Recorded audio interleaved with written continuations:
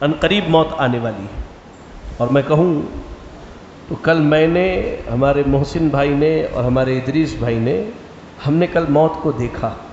वाकई हादसा हुआ, परेशान रह गए, समझ में नहीं आया कि क्या हुआ हमारे साथ। बाद में महसूस हुआ कि हादसा हुआ है।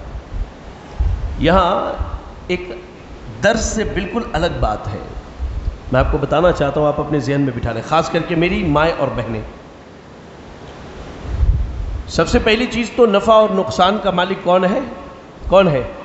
अल्लाह ताला है।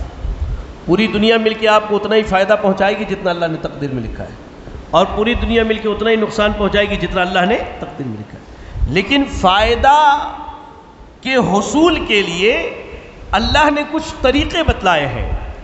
उनमें हमने पहला तरीक़ा, मुझे याद है कि हमने फ़जर की नमाज बाजमात पढ़ी थी, और जो फ़जर की नमाज बाजमात पढ़े वो अल्लाह की हिफाजत में होता है। दूसरी चीज़, हमने सुबह शाम की दुआ के अलावा सफ़र के दुआ का ख़ास एहतमाम किया था।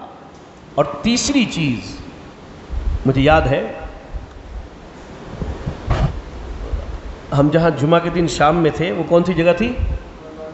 हाँ, वहाँ से कुछ लोग रतनगढ़ आए थे प्रोग्राम में। इस बात को ध्यान से सुने, मैं हमेशा कहता हूँ कि हमने इल्म सिर्फ हिंदुस्तान में हासिल किया है, यहाँ हमने इल्म हासिल किया है, लेकिन अखलाक का जो मामला है, तरबियत का जो मामला है, वो जब हमने अरब उलमा को देखा तब हमने अखलाक सीखा और हमने तरबियत सीखा है। तो उनकी आदत होती थी उलमा की, हत्ता कि आप शेख मोहम्मद बिन अब्दुल वहाब रहमतुल्लाह अलैह की किताब पढ़ें या बड़े अइम्मा की, तो हर बात की शुरुआत में पहले वो दुआ देते हैं। तो हमने ये चीज़ अरब में सीखा। तो जब वो लोग जा रहे थे रतनगढ़ से मुलाकात के लिए कमरे में आए, तो मेरी ज़बान से उनके लिए एक दुआ निकली कि आप सलामती से जाएं, अल्लाह ताला आपको सलामती से अपने आपके घर पहुंचाए। ये दुआ मेरी ज़बान से निकली थी। और आपको मालूम होनी चाहिए, अल्लाह के रसूल सल्लल्लाहु अलैहि वसल्लम की हदीस है कि आप अगर किसी मुसलमान के लिए दुआ करते हैं तो फरिश्ता कहता है कि अल्लाह तुझे भी वो चीज़ अता कर दे। मैं समझता हूँ कि इन चीज़ों की पाबंदी ने अल्लाह की तौफीक से हमें उस हादसे से बचा लिया।